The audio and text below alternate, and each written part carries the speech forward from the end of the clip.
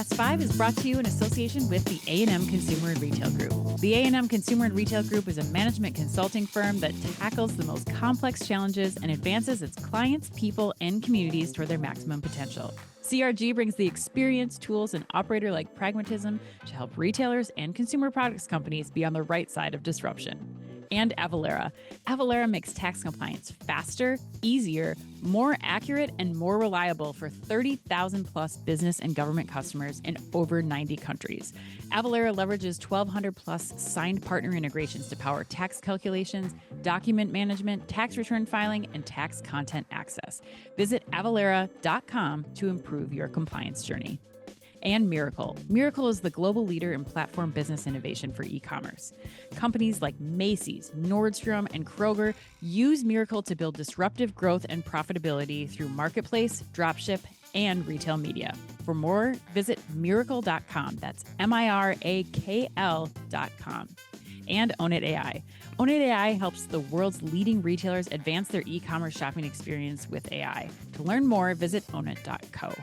And finally, Ocampo Capital. Ocampo Capital is a venture capital firm founded by retail executives with the aim of helping early-stage consumer businesses succeed through investment and operational support. Learn more at ocampocapital.com.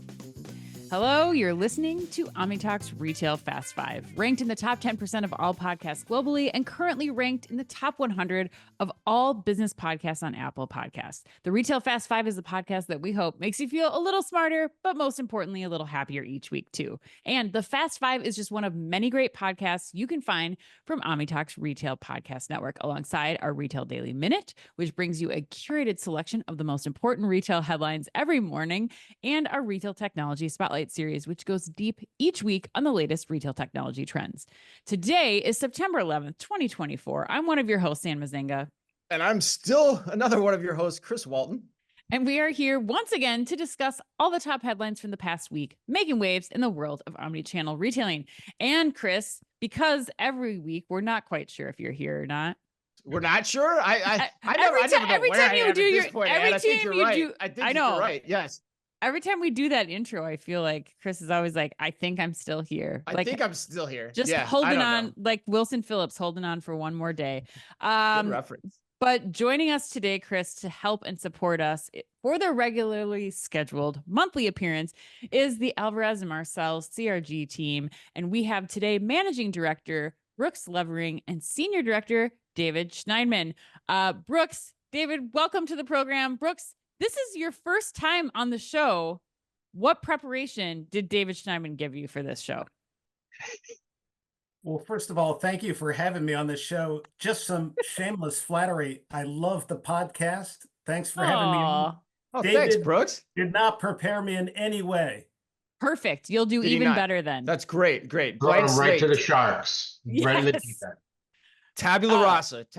And flattery will get you a second appearance 100%. For sure. But Brooks, let's start quick. Give the audience a quick background on you, since this is your first time.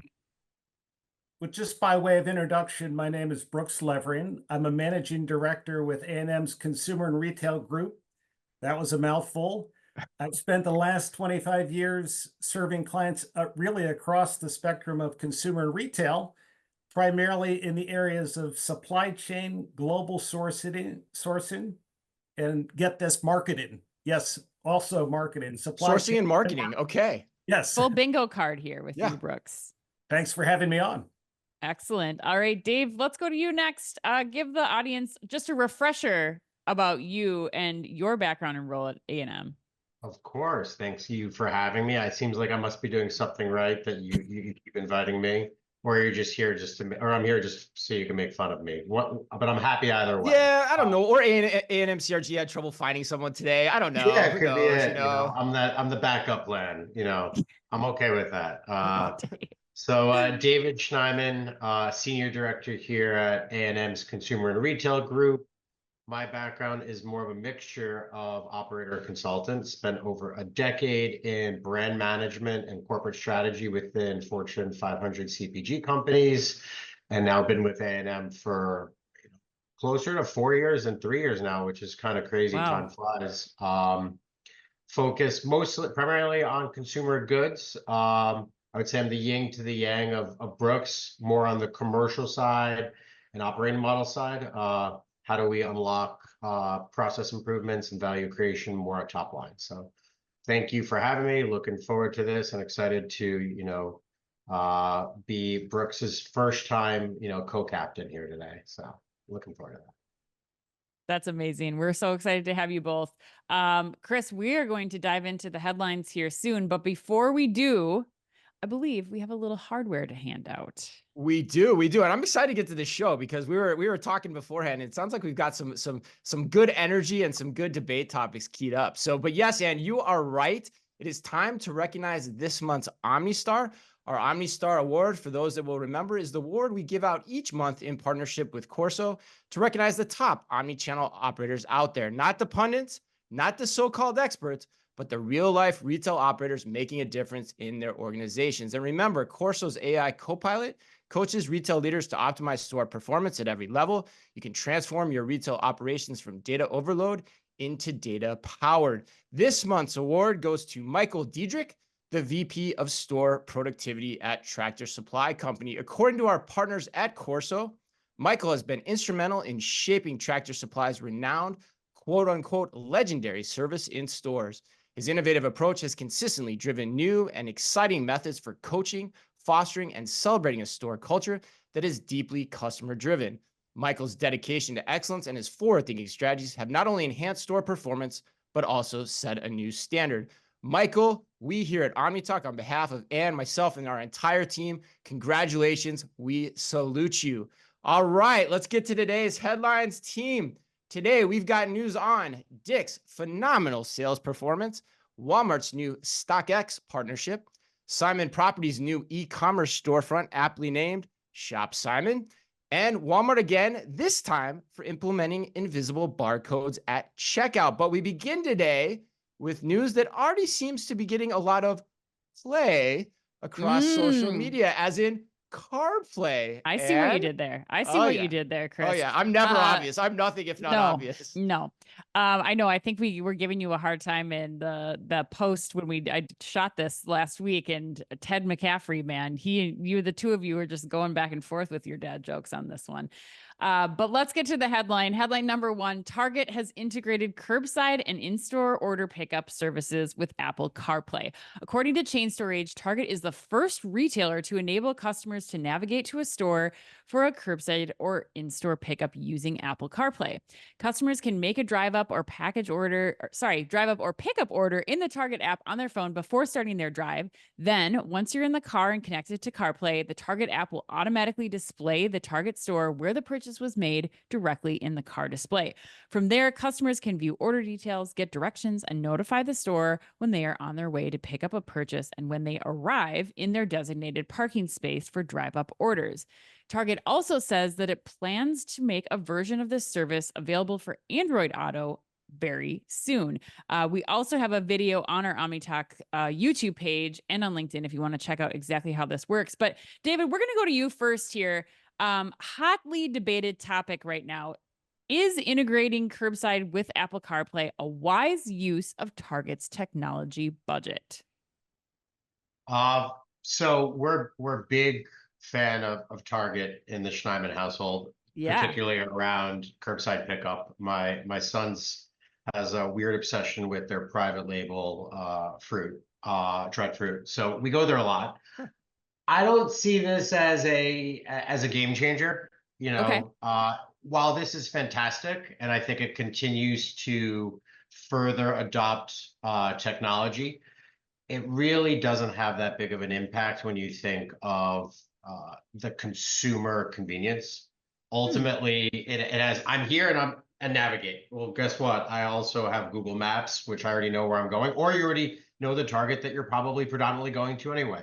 So the difference is now you have a little bit more convenience factor of using CarPlay to press I'm here versus you're actually already there. You just use your phone and just say I'm here in the space. So while I think this is further adopting technology, I don't see this as a good use to actually drive any sort of incremental purchases. I don't see this as driving any more incremental visits.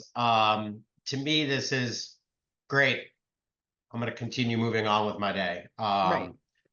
So ultimately, I think there are probably better uses of their time and their money to find something that will have more impact to their top line.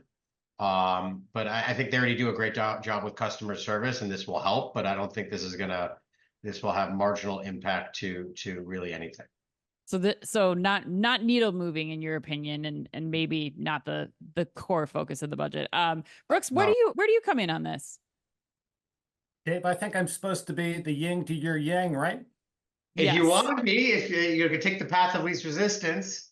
Well, look, I think I'm going to have to agree with you on this one. I don't think the added functionality here is going to be revolutionary.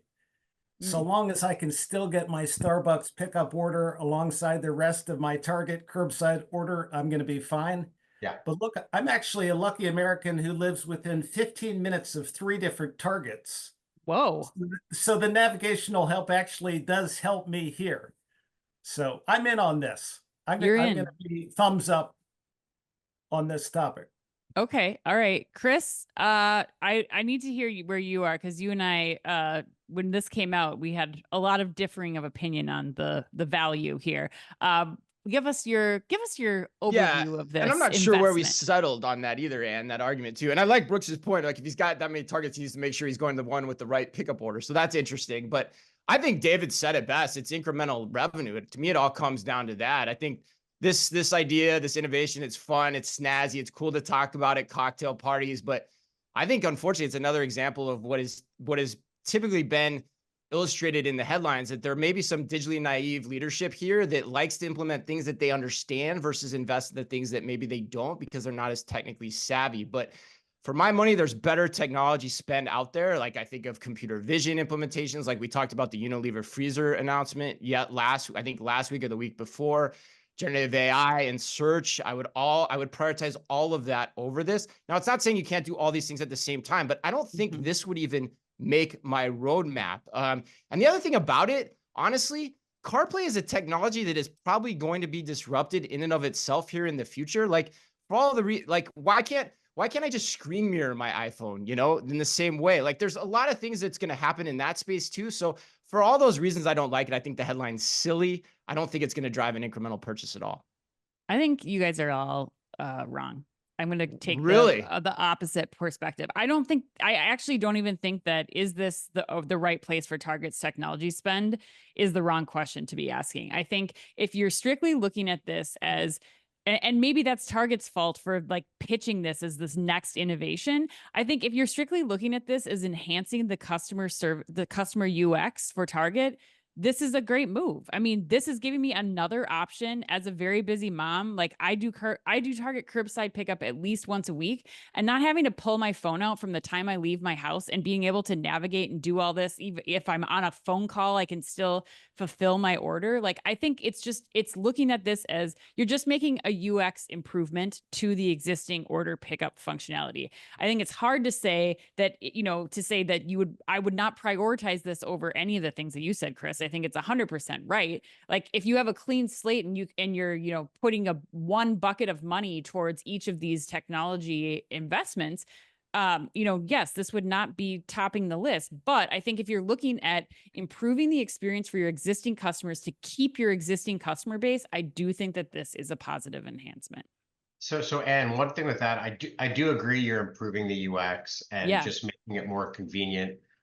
I just don't see this as mitigating the loss of customers. I just, ultimately, I'll just take my phone out. It'll take 3 seconds to say what parking spot I'm in. Does it enhance? Yeah, but it's not something that I've been wildly excited about or waiting for. Yeah. I guess the last question I'd close with you guys is something that I posed online when I posted this video is there anything valuable that Target can learn from this experience? Like, is there more data that they can gather from this number of consumers has CarPlay? This is how many people are interacting. Like Brooks said, what do we need to add to this? Do I need to add Starbucks order pickup, which I think is a great idea, like that being added to this overall experience? Like, what can they learn from that? And is there value in that learning? So I don't know if anyone has an opinion on closing on that. Chris? Yeah, I thought about that too. I mean, I thought about, okay, maybe, there's also talk about advertising through CarPlay. Maybe that's an extension of the retail media network here long term, but I really doubt that's what they're thinking about here because there's a lot of things and steps that have to happen there. But I don't know, and I think you kind of talked out of both sides of your mouth, quite honestly. You said you like the idea, but then you wouldn't prioritize it either. So like, I don't know. If I had a clean slate. Budgets are finite. You have to decide where the money goes each and every year. So if you're not going to prioritize it, I don't know. To clarify, though, I think this is not, I don't know, I guess that this is coming out of the same technology innovation budget. Like this to me feels like a UX app enhancement, not something that is being considered as part of the like overall target budget. And this has been worked on for a long time. Like this is not something that, they're just getting into right now. It's probably been 2 years in the making. And is Apple contributing to this? And how much did Apple put towards, this first partnership? So I think there's more to it. And I guess that's the point that I was trying to make. Yeah, right. Although, when they roll it out to all the stores, that touches a lot of people and a lot of employees. So this is a big endeavor if they're going to do it, in terms of getting the store teams acclimated to how it works. All right, well, let's keep on rolling. Where is my next headline? There it is. Headline number 2, Dick's Sporting Goods delivered a surprisingly strong Q2. According to Retail Dive, net sales at Dick's were up 7.8% to $3.5 billion. And comps in the quarter were up 4.5%, while net income increased an astounding 48% to $362 million for those keeping score at home. Dick's also raised its full-year outlook as a result, with comps now expected to rise 2.5% to 3.5% for the year, up from 2% to 3% previously. It should also be noted, for further impact, that Dick's recent Q2 sales were also up almost 54% over 2019. I think that's good, I think that's good. I think that qualifies as pretty good. All right, Brooks, what is Dick's doing right? Or is it just riding the wave of multiple trends converging at the same time? What is your opinion here? Well, look, Chris, I'm a big fan of Dick's. Like Dave said earlier, full transparency. I've got 2 teenagers in the house. We've got nonstop sports. So I love what Dick's is doing. I think the assortment, you asked what's special about Dick's. I think the assortment is amazing. Maybe not every category, but all the ones that sell. I love what they're doing, right merchandise at the right time. That used to seem impossible in the sports and outdoor business. Right. I love the way that they're connecting omni-channel experience end to end. I don't know what their store pickup percentage would be for e-commerce, but I would guess that it's one of the highest in the industry. They do it so well. My son's shin guard breaks in the morning. You need another one. You punch it in, you pick it up. It's right up front. I love the experience connecting omni-channel end to end. And then I love the double down on experiential. I mean, that's a big trend, but I think Dick's is ahead of the curve here. I mean, we'll see how it all plays out. This is a big investment when you talk about the House of Sports format. But by the way, I'm still waiting for my first House of Sports format store here in New Jersey. But I like the idea of rock climbing walls, indoor tracks. This is a big capital investment, but I see it paying off. So net, you think it's more about the execution and the strategy of Dick's than the capitalizing on the trends in the sporting goods space? Well, I would say yes on balance. I think on the flip side, look, you got to give credit to some of the brands that are just on fire right now. Think about Hoka. That's a $2 billion brand right now. This is a brand that's on fire, getting back to athletic performance. So it's not everything that Dick's is doing. And look, this is an industry, sporting goods. It's still extremely fragmented, a little bit sleepy other than maybe Amazon and REI. So it's easier to grow and take share than in other categories here for Dick's. Yeah, it's funny. It reminds me of an anecdote. One of my old mentors at Target used to tell me. He used to be the buyer for sporting goods. He said he never saw more chest hair from the salespeople in sporting goods than anywhere else in the world. So yeah, let that sink in, Omni Talk fans. All right, and on that note, what's your take? I have a feeling. I love that I'm the segue for chest hair. From I chest love hair? that that's where it's like, let me see slimy salespeople with lots of chest hair. Let's go to Anne. Why not? You know, I try, but I have a feeling your take's similar to Brooks. Is it? Yeah, I mean, I think, look, there's a couple of things that you're doubling down on here that doesn't get talked about as much in the headlines, and that is also the investment in community. I think Dick's, as a giant retailer, a national retailer, really doubles down on making sure that they're offering opportunities for the community to get special discounting when it's time. You know, they partner with all the local community sports leagues to give special discounting like ahead of the seasons.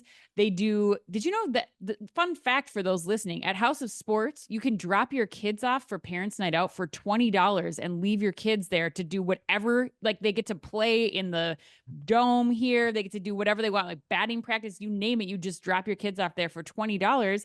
And I think whether or not the parents are spending time during that in Dick's, which there's a lot to look at for me as a mom, like they've got right price, right design product for me, for my husband. And I think when you look at more time spent on site, what Brooks was saying too, more time spent on site means higher sales. And I think that community element, the experiential element is what really is setting Dick's apart and providing these kinds of numbers for their Q2. So there's more room to grow here for you then. Yes. All right. Yep. Dave, what do you think? Are you going to throw the contrarian point of view here? No, or what's your I'm thoughts? all in. Wow. Unfortunately, I wanted to disagree with Brooks, but I couldn't agree more. I think there's a lot of reasons why Dick's is performing well. I think one is their marketing as a whole. You don't see many retailers within the sporting goods space really trying to double down on awareness and consideration and actually driving people into the store. So I think they've done a really good job. You know, you see the Gatorades, the Nikes of the world, but they're the only brick and mortar that's really trying to win in this space. I think that's one. Number two, this is completely, I have no data to validate this, but I think sports in general are somewhat recession proof. Mm-hmm. Especially when it comes to kids. Soccer will always be around. Little League will always be around. High school sports will always be around. You will always need shin guards. You will always need soccer balls. You will always need cleats. So I think that is an interesting play. Three is their private label is on fire. I think they've done a really good job with their assortment, but I think they've done a really unique way of actually leveraging their own private label to specific customers and specific categories.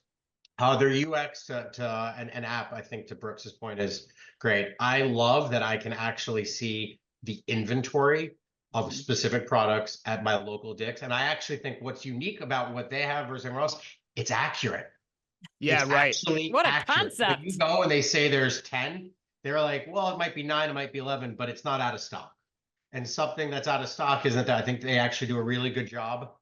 And ultimately, this concept of athleisure is still on fire right now. Yes. Fashion today is very different than fashion 10 years ago. High fashion doesn't really exist. And so you have a lot of people still wearing their sweatpants to a bar or something like that, Nike sweat. So I just think it's on trend with their overall assortment. And I think they're doing a great job and they're taking advantage of all of these macroeconomic trends and these, consumer trends right now. Yeah. Yes. Okay. So I'm gonna slow the roll a little bit on this one, on my opinion. I mean, I don't think I disagree, but I think I do. There's some caution here I'd put to this headline. I think like with everything, there's always a balance of both. Like it's usually somewhere in the middle, right? When everything settles out.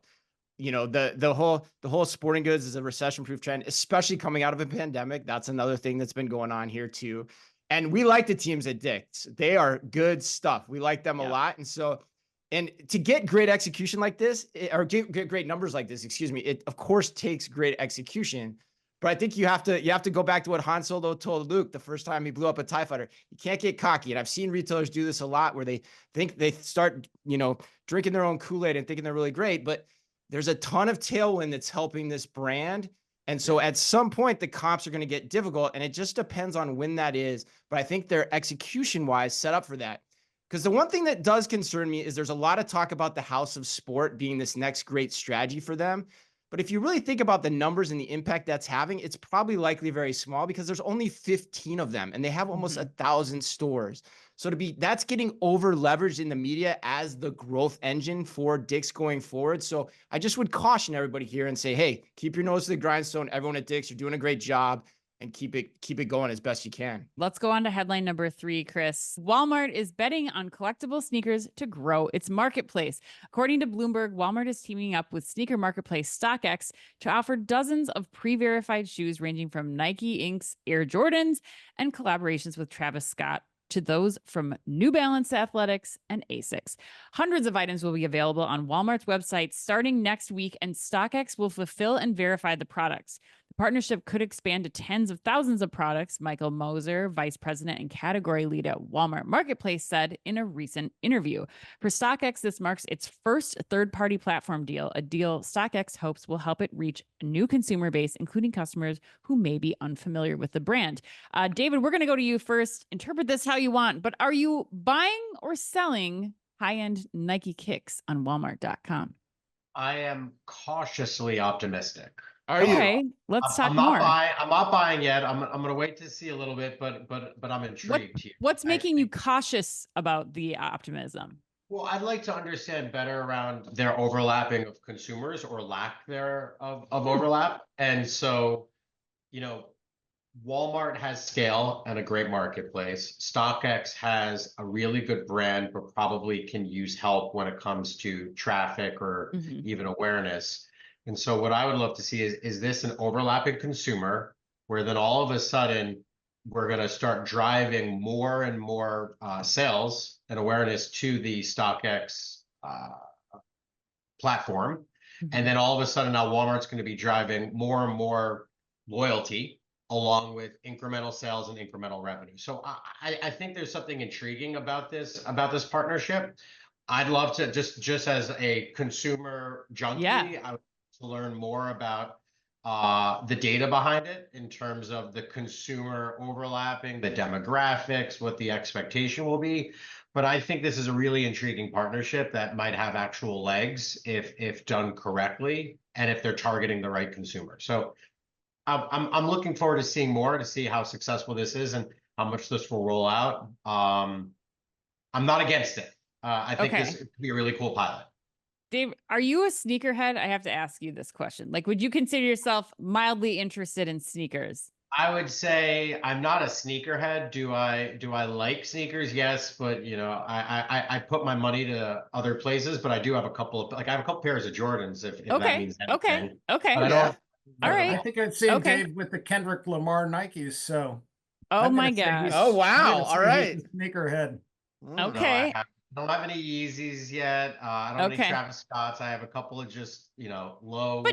But you're interested. You're interested. Yeah, you may find yourself searching for Travis Scott lows at some point in time. I've been on StockX a number of times. Even they have not even just the fashion forward ones, like the real trending ones. They even have historical running sneakers that you can't get anywhere else. And so I think there's something intriguing about this. I'm looking forward to seeing it. You're flowing right into my trap, Dave. I think this is the question. Chris has got a comment here too, but I think this is where I really think that there's momentum here. Like if you're going to search for any of these products, Walmart is not a place that you're going to be going. And now searching any of those things, Walmart will now show up and probably show up very clearly now as one of the first options for you to get that product at an affordable price. But Chris, I know you're a huge fan of this, but like, tell me about your perspective on this one.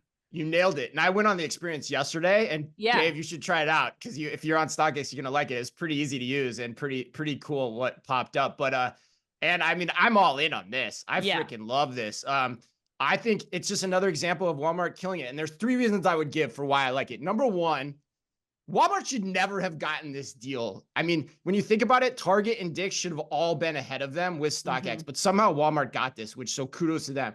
Secondly, Dave, I think your point's a moot point because it's a marketplace. You either sell it or you don't, and it's a search game. And so Walmart gets the search traffic too based on who Walmart is. So that's going to happen. So the customer overlap question isn't as big of an issue here. It's all just additive incremental revenue.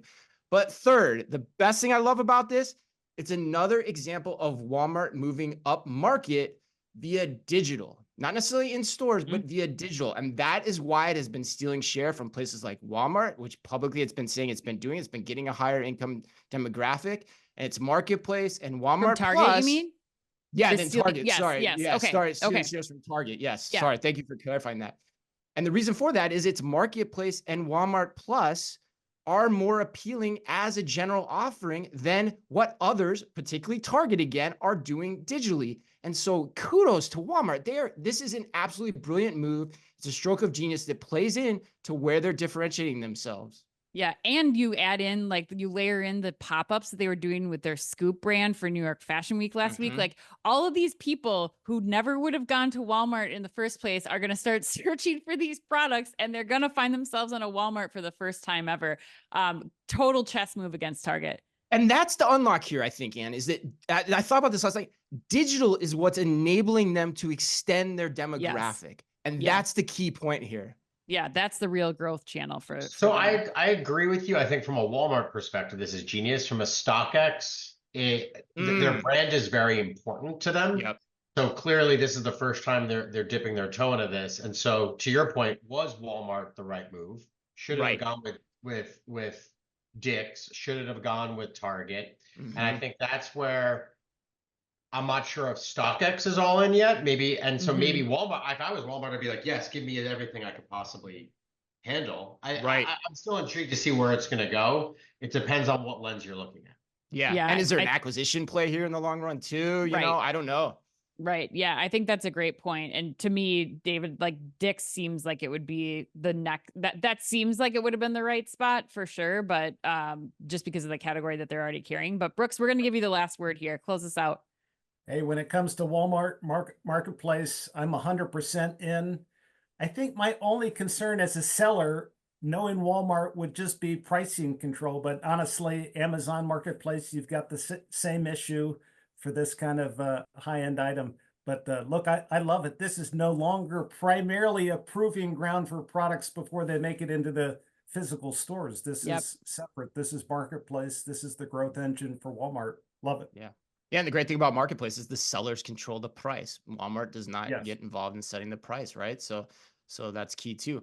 All right, headline number 4, Simon, the real estate investment trust, has typically engages in the ownership of premier shopping, dining, entertainment, and mixed-use destinations, has launched Shop Simon, the quote, next phase in its journey to create the ultimate omni-channel shopping experience, end quote. And man, I just read that and I got so excited. According to Simon's press release, Shop Simon, available at shopsimon.com and via the Shop Simon app, offers a comprehensive single source of premium and luxury sale price products from more than 360 retailers, including Adidas, American Eagle, Cole Haan, and more. Shop Simon builds upon the success of Shop Premium outlets, and now the expanded and rebranded digital marketplace will be adding on sale and discounted merchandise while continuing to offer outlet products from leading brands. With Shop Simon, shoppers can easily search by image or color, view similar item recommendations from their search, and experience hyper-personalization to guide them through thousands of choices to land on the perfect product. I tried it out yesterday. It's pretty slick.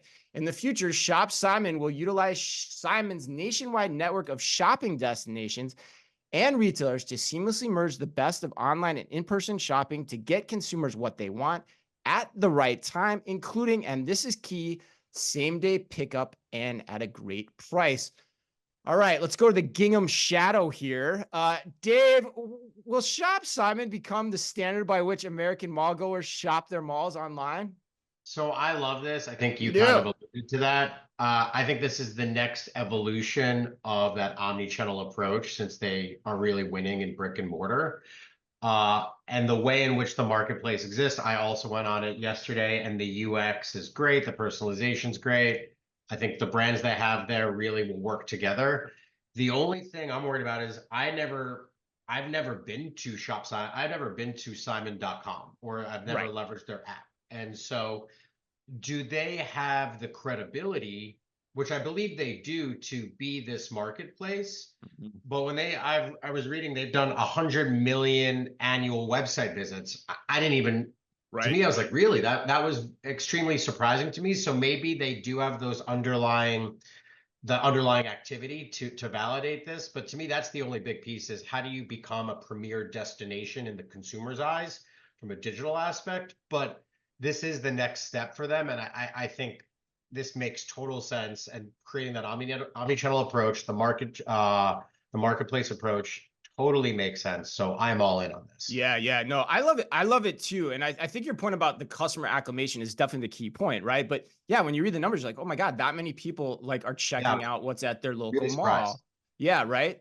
And so there's a couple of reasons I like that too. Like for me, it extends the reach of retail media. Like if they're getting 100 million visits, this just adds to that. And second of all, like when you think about where this goes, if they enable curbside pickup too, right, Dave? Like then it enables you to shop the mall differently. Like you can coordinate your entire experience before you get there, which should drive even more traffic to a destination like Shop Simon, which is great. And so the other reason I love this just self-servingly, and you'll remember this, is I wrote an article back in Forbes in 2019 outlining the 3 steps that it would take to reinvigorate the malls. And basically, Simon has now done 2 of those. The third one is co-op fulfillment, which maybe we'll see at some time, but kudos to them for following the blueprint and the roadmap to reinvigorating the mall. I love this idea. What do you think, Ann? Yeah. Sorry. Go ahead, Dave. Yeah, back to you. Well, I was just going to say, I think as a brand, I love this also because it's unique and incremental points of distribution to your consumer. And so it's more touch points. So now, yes, I'm competing a little bit more with my competitors as it relates to this marketplace, but it also could potentially drive incremental sales and in a more of an organic, spontaneous manner. So I think that's great. And as a brand, I'd be all in on this as well. And you're creating that more of that omni-channel approach. Yeah, and it's interesting too that they're starting off with sale priced items too, that they hit that in the press release too, which makes me think they're using this to help clear through the inventory that many of these brands and malls need to clear through. But Ann, what do you think? Yeah, I mean, I don't know that I have much to add. I think it's kind of a no duh that like a mall should have the best digital marketplace available for the brands that are inside their walls. Like it helps with leasing. Well said. It helps with other, traffic drivers to the mall online and offline.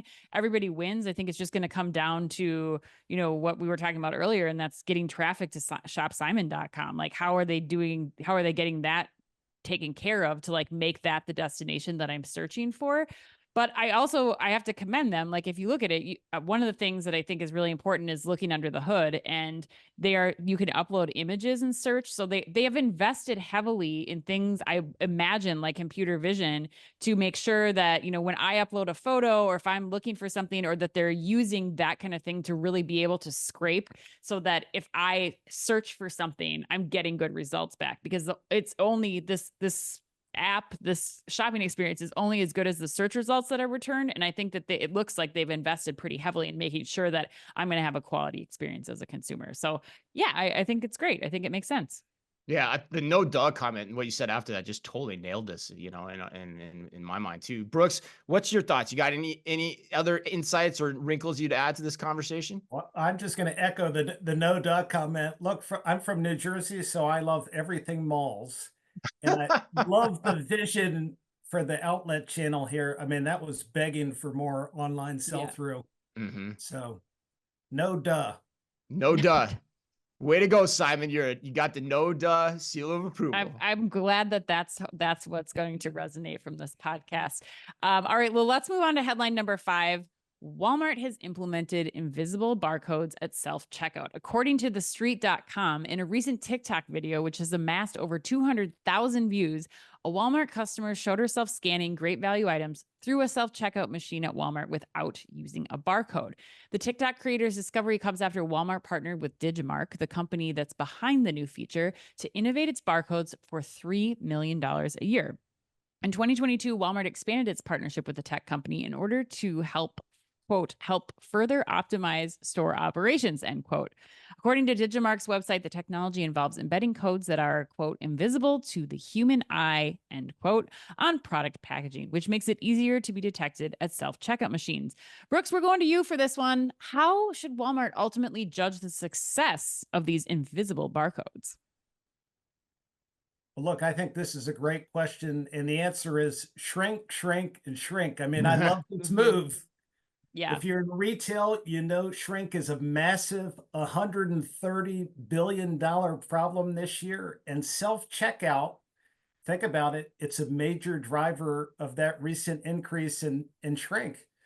Something like 3 to 4% shrink on self-checkout lines is what we're seeing in our grocery work. So that's just orders of magnitude bigger than the cashier lines. But I would say, and I think hopefully Dave agrees with me, I mean, invisible barcoding isn't going to be the silver bullet here because shoplifting, that's the biggest driver of shrink, particularly on self-checkout. It's not scanning errors. And I would just say the easier you make self-checkout, the more you're diverting customers from those cashier lanes. Yeah. So I think solving shrink still comes down to operational excellence. This is going to help, but I don't think it moves the needle as much as Walmart needs it to here in the short term. What would you recommend that other retailers be considering this? I mean, the $3 million investment to do this that Walmart's looking at, like, what are your thoughts there? Is it something that you'd still say go for because it'll kind of attack some of that shrink number that you were talking about, or is this something you'd hold on? Well, no, I think it's a go for it at this point. I mean, the shrink has become such a major issue across retail, particularly in self-checkout. I think it's got to be one of the things that you put in place. And so I'm thumbs up. I agree with the move. I think there's other ways that you're going to be able to reduce shrink, but I think this is going to help. Look, I mean, RF tags, nothing's the silver bullet here. Right. Employee training. By the way, putting some staff back into the self-checkout areas. I mean, that's a thought. I mean, this is a big enough problem that we've got to take it from multiple angles. For sure. Yeah, I was just at the Total Retail Technology Conference, and we had 3 retailers on stage: Bell's, Busy Beaver Building Supplies, which I was not familiar with until this week. BBBS, and BBBS. I know, Everybody knows BBBS. And Ipsy, and it's fascinating. Like, to your point, Brooks, like, they are investing in everything from like Badger shelf scanning robots, like blinking and honking at people in the aisles or as they're getting ready to try to deter from theft, all the way down to, you know, self-checkouts that you can, you know, simultaneously turn on and off to have be cashier manned or to be, you know, self-checkout machines. Everybody's attacking the problem at this point. And I think you're right. It makes sense to kind of invest in barcodes as another proof point. But it goes back to, I think, what John Clear, one of your colleagues, said in a 5 Insightful Minutes not too long ago. It also is about the operational investments that you're making to make sure that the internal issues that are causing some of the shrink to show up or theft to show up are remedied too. But Dave, I'm curious what your thoughts are here, what you'd add in. I agree with Brooks. I think the one thing that I want to double down on that he mentioned was this will help with scanning challenges. I believe my hypothesis is that the shrink is not due to scanning challenges. It's because I put a candy bar in my pocket and I do it on purpose. So, or they just forget. So you have some sort of customer service rep that's helping usually with the scanning challenges. The weight's not right. I think asset protection only goes so far when you're actually doing it at the exit and not at the self-checkout. So I think there's actually a disconnect in terms of where you have asset protection, which could mitigate some of this.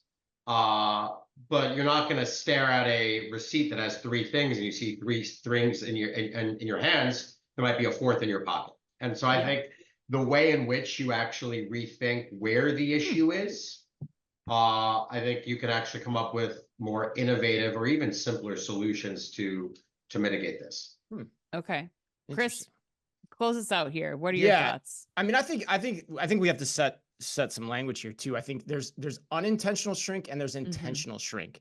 Yes. This is designed to curb unintentional shrink, which is like, I just unwittingly didn't realize I didn't scan my item and I put it in my bag. And that is an issue. And we've seen the videos from grocers where that is happening, where people that are ethical will just make mistakes. And so that will, on the margins, help things. And if the $3 million cost is what's at stake here, that's a drop in the bucket. I mean, that's like 2 executives' annual bonuses, you know, potentially if the company's doing well. So, and then I also think the other reason I like this technology, is it goes beyond shrink. Like, for example, there are many other use cases I would be using to evaluate its success. Like, it should actually make your scans at the traditional check lanes by your cashiers more efficient and faster. It should help you to replace abandon at the end of the night because you can scan the products wherever, you know, you don't have to find the barcode. That should speed things up. It should speed up return processing. It should help you identify eaches in the back room more efficiently as well. So the answer to those questions should be yes to all of that. And so for me, that's the mark of a good innovation that has a lot of scale and use cases throughout the operation. So that's my take here. This goes well beyond shrink, in my opinion, but it is unintentional shrink, what it's designed to help.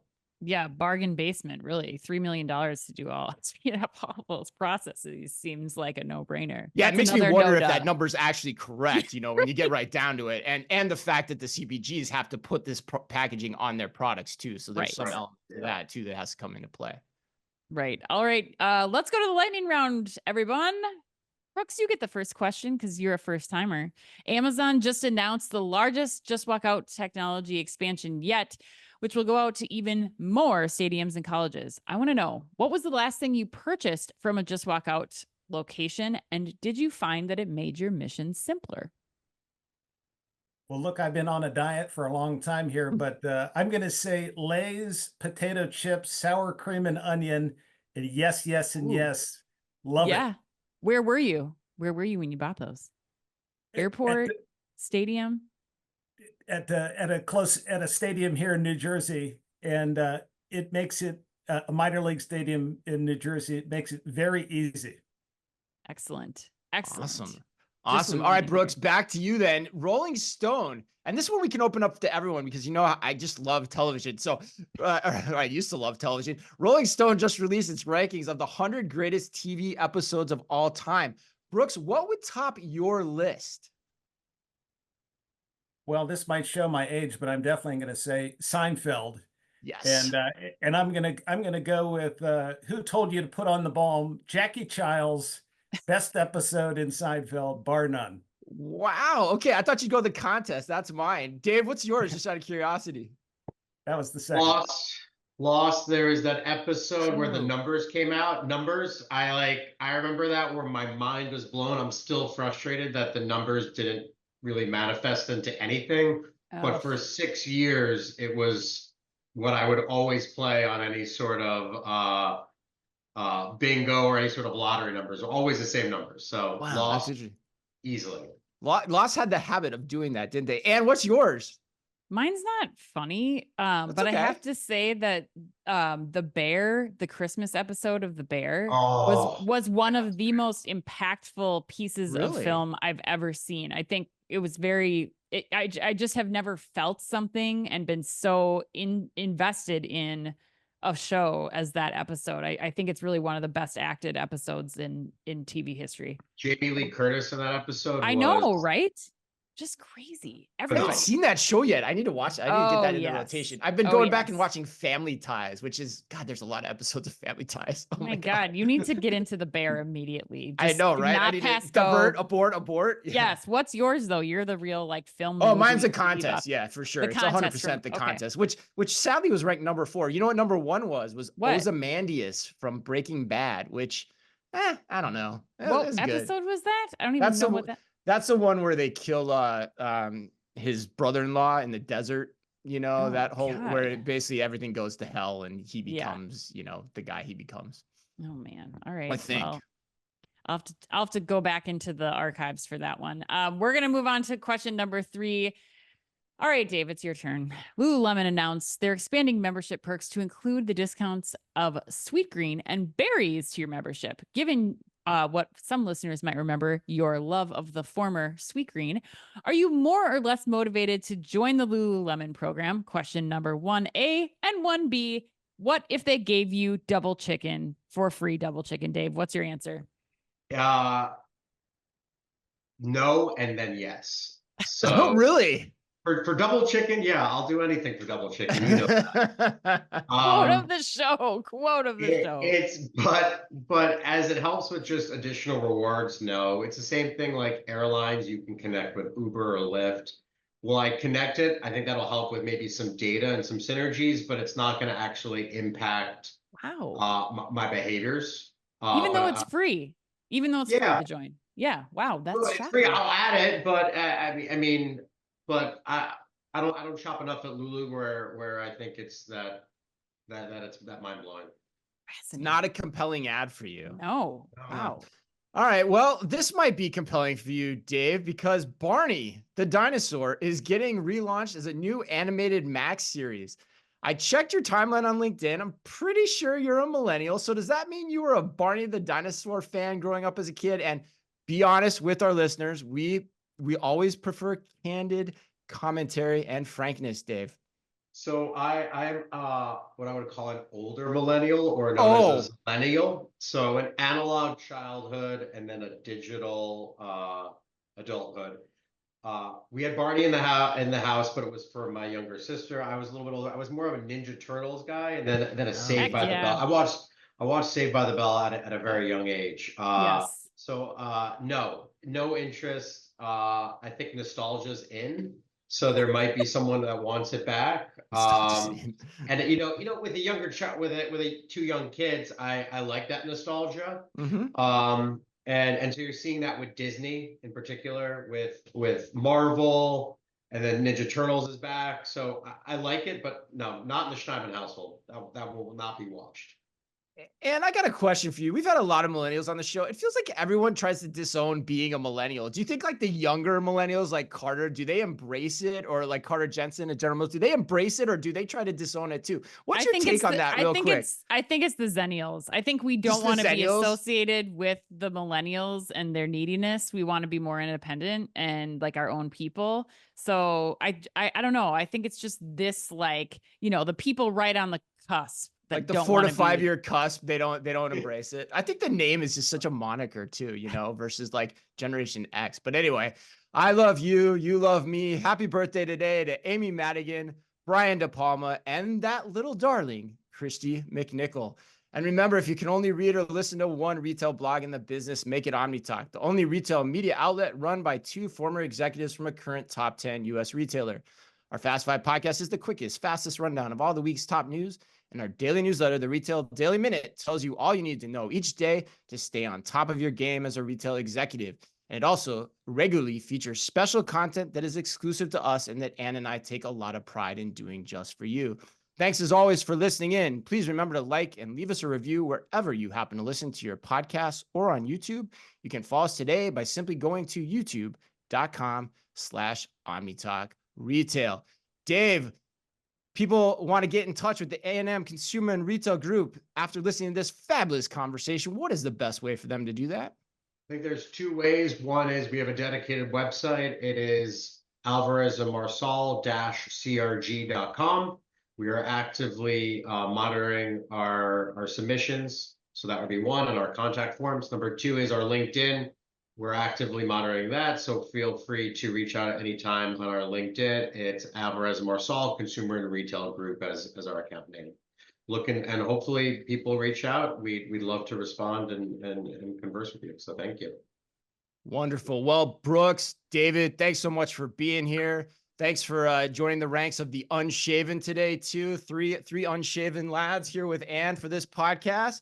And on behalf of both of them and myself and all of us at Omni Talk Retail, as always, be careful out there.